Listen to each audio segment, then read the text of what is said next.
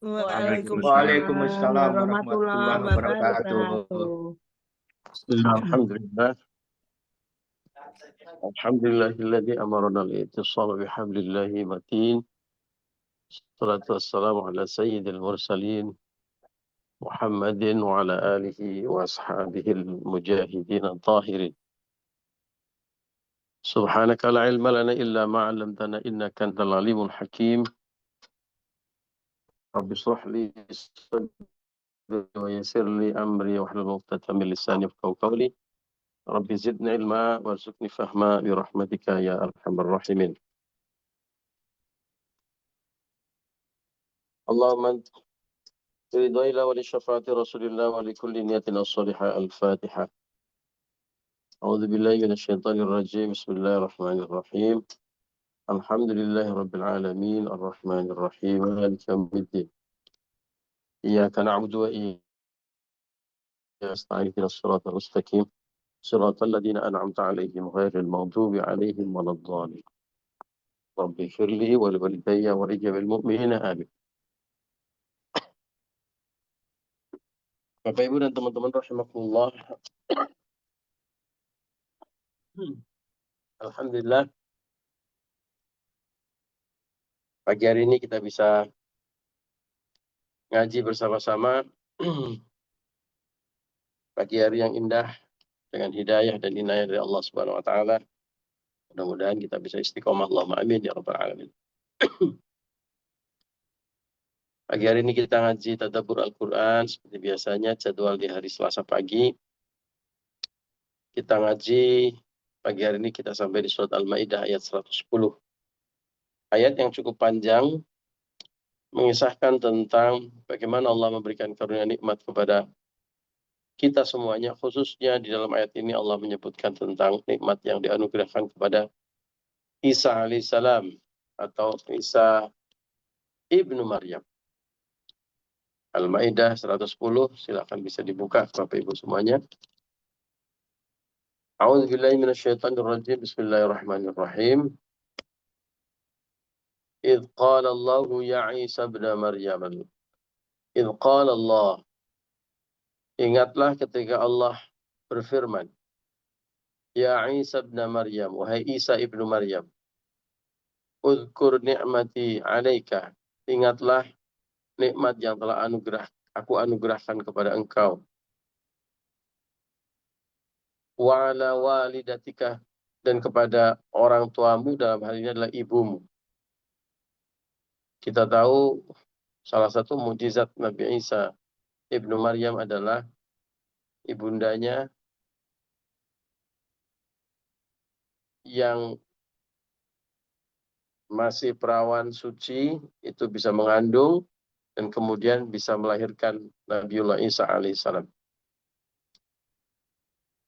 Allah mengingatkan nikmat yang telah dianugerahkan Allah kepada Nabiullah Isa alaihissalam, nikmat dan anugerah serta mukjizat yang sangat luar biasa. Di antaranya adalah idz ayyatuka bi ruhil qudus. Ketika aku Allah menguatkanmu dengan Ruhul Kudus.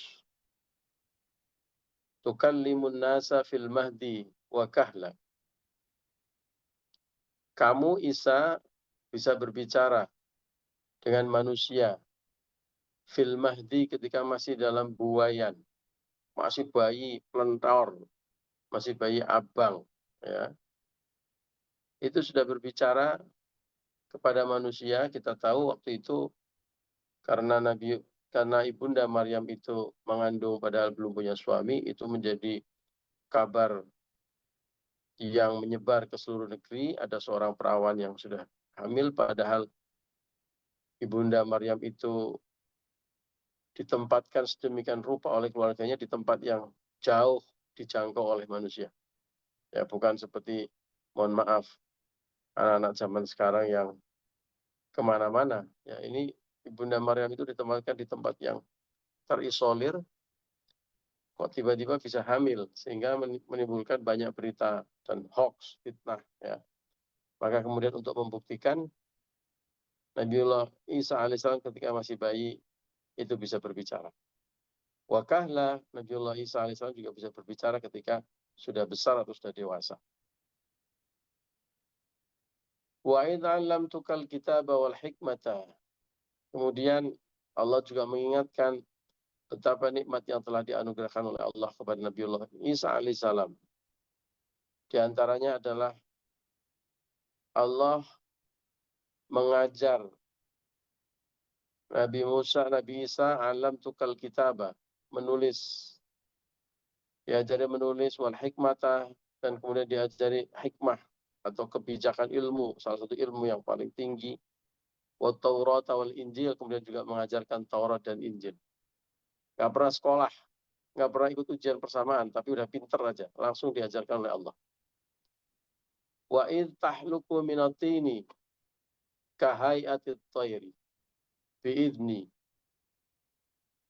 Allah juga mengingatkan di antara anugerah mukjizat yang telah dianugerahkan Allah kepada Nabiullah Isa alaihissalam adalah ketika Nabiullah Isa alaihissalam bisa membentuk dari tanah satu bentuk kahai'atit thairi, seperti bentuknya burung.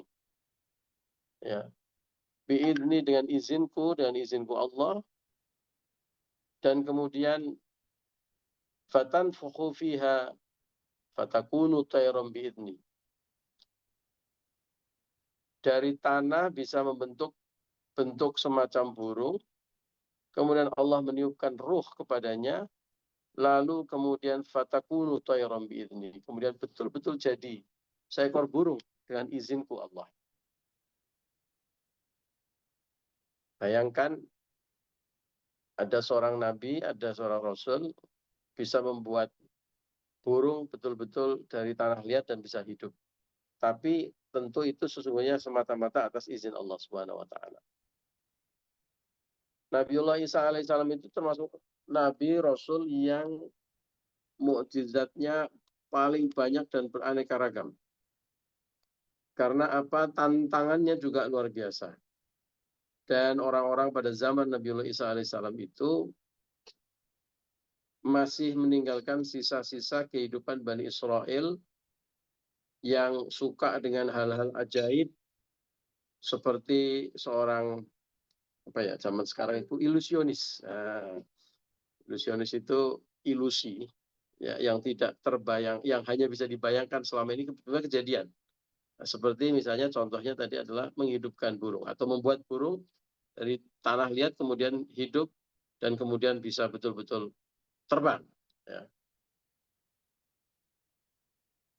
Wa tubri'ul akmaha wal abrasa bi'idni. Bukan hanya itu, lebih ngeri lagi nih, dalam tanda kutip ngeri, gitu, menakutkan ya. Nabiullah Isa alaihissalam juga diberi anugerah mukjizat, bisa menyembuhkan orang buta sejak masih dalam kandungan ibu, ya. Dan juga abros itu penyakit kusta, ya. Zaman sekarang udah nggak banyak ya orang kena kusta. Kusta itu sakit yang meninggalkan jejak di tubuh. Ya, jadi saat masih sakit itu meninggalkan luka-luka di tubuh yang sangat menjijikan. Makanya banyak orang sakit lepra dan kusta itu diungsikan jauh-jauh. Ketika sudah sembuh itu bekasnya nggak hilang. Ya, dengan izin Allah, penyakit yang waktu itu mustahil ada obatnya, mungkin zaman sekarang AIDS gitu ya. Penyakit yang mustahil ada obatnya, itu bisa disembuhkan oleh Nabi Isa. Wa tukhrijul mauta bi'idni. Bahkan lebih mengerikan lagi, dalam tanda kutip lebih dahsyat lagi, adalah Nabiullah Isa alaihissalam dengan izin Allah tukhriju, mengeluarkan al-mauta, orang yang sudah mati. Mengeluarkan maksudnya menghidupkan. Orang yang sudah dikubur dihidupkan oleh Nabi Isa atas izin Allah. Tentu Allah yang menghidupkan. Ya, di mata manusia wasilahnya terlihat atau pengantarnya atau perantarnya adalah Nabi Isa. Itu adalah anugerah-anugerah mukjizat Nabiullah Isa alaihissalam yang sangat luar biasa dan diingatkan oleh Allah. Untuk apa? Agar Nabiullah Isa alaihissalam yang mendapatkan ayat ini dan peringatan ini tentu bisa selalu mensyukuri, menerima, mensyukuri, mengingat bahwa itu semua adalah nikmat Allah semata-mata, bukan kekuatan Nabi Isa sebagai manusia. Sekaligus ini adalah wahana edukasi untuk kita semuanya. Bahwa apapun yang terjadi di muka kita sebagai manusia, itu semata-mata atas izin Allah dan kekuatan Allah. Bukan hanya itu, dilanjutkan ayat ini, wa id kafaftu bani Israila anka id ja'tahum bil bayyinat. Yang juga mungkin tidak disadari oleh banyak orang. Diingatkan oleh Allah betapa waktu itu kafaftu bani Israila anka, dijaga, ya, dihalangi Bani Israel. Dihalangi untuk apa? Untuk mencelakai atau membunuh Nabi Isa. Irji'tahum bil bayyinat. Ketika kamu Nabi Isa menjelaskan keterangan-keterangan yang nyata, yaitu ayat-ayat Allah. Orang Bani Israel tidak mau menerima dan mereka bersekongkol untuk membunuh, dan kemudian Allah menjaga Nabi Isa, menghalangi mereka. Faqala alladziina kafaru minhum idh hadza illa sihrun mubin. Dan mereka selalu mengatakan, orang-orang kafir ini selalu mengatakan, in hadza illa sihrun mubin. Ini cuma sihir-sihirnya Nabi Isa saja. Mereka tidak percaya, mereka tidak beriman. Mereka mengatakan bahwa semua mukjizat Allah ini adalah sihir, dan bahkan kemudian Bani Israel bersekongkol untuk membunuh Nabi Isa, kemudian Allah menghalangi rencana mereka dan melindungi Nabi Isa. Pelajaran pertama, para rasul, para nabi,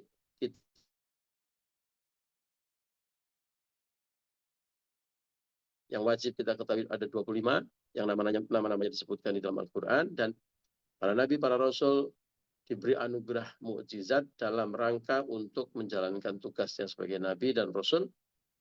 Dan mukjizat ini adalah anugerah yang bagi kita orang yang beriman dilihat sebagai salah satu anugerah kekuatan yang diberikan oleh Allah kepada para nabi dan para rasul.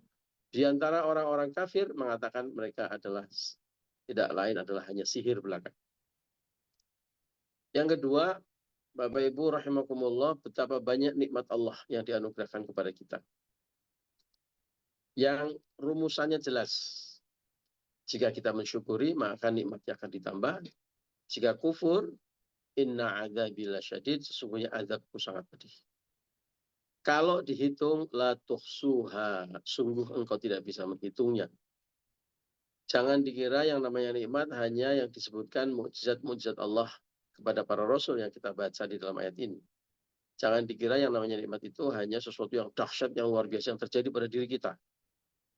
Kalau promosi, kalau gajinya naik, kalau panennya banyak, kalau bonusnya besar, kalau dagangannya laku, wah ini anugerah rezeki dari Allah.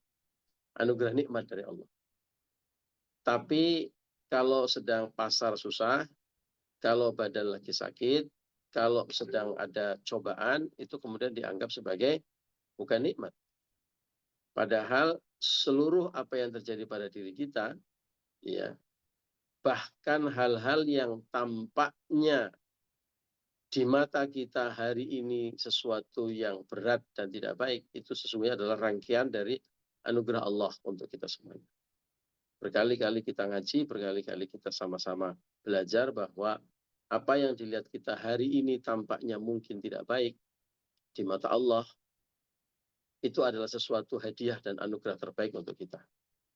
Banyak orang yang ketika diberi nikmat kebaikan dan kemuliaan, kesejahteraan, jauh dan lupa pada Allah.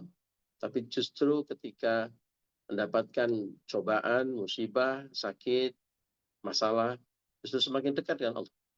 Ya. Banyak orang yang ketika diberi anugerah kemuliaan, kesejahteraan, itu menjauhi Allah. Sebaliknya ketika diberi kesusahan malah lebih dekat dengan Allah.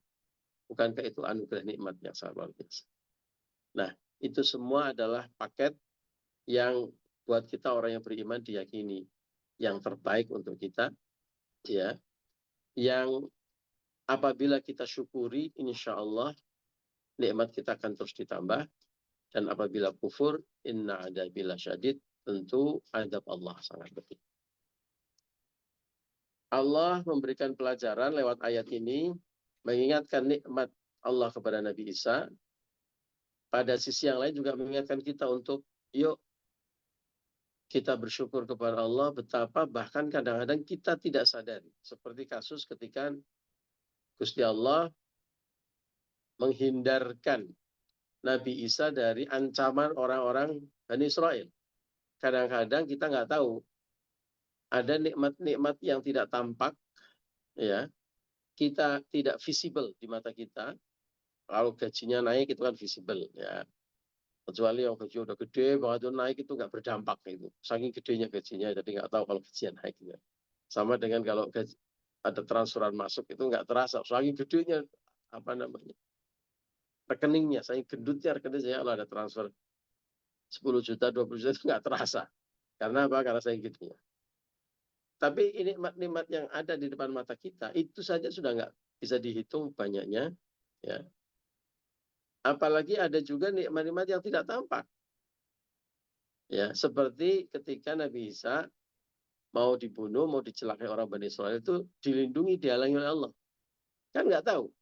Ada orang mau mencelakakan kita nih di kampung sebelah.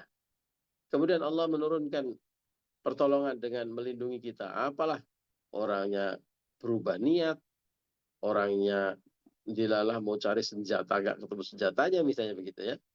Dilalah ketahuan orang dan sebagainya. Dilalah itulah yang kemudian menyelamatkan kita, yang kita nggak tahu. Ya, Allah ternyata sudah menyelamatkan kita. Sebagaimana Allah membuat asbab atau sebab-sebab atas turunnya rezeki kepada kita. Oh, itu Bu Lulu masih jualan Tupperware. Ada yang cerita begitu. Kita nggak pernah tahu, ya kan? Oh, ada yang menghubungkan kita dengan perusahaan A.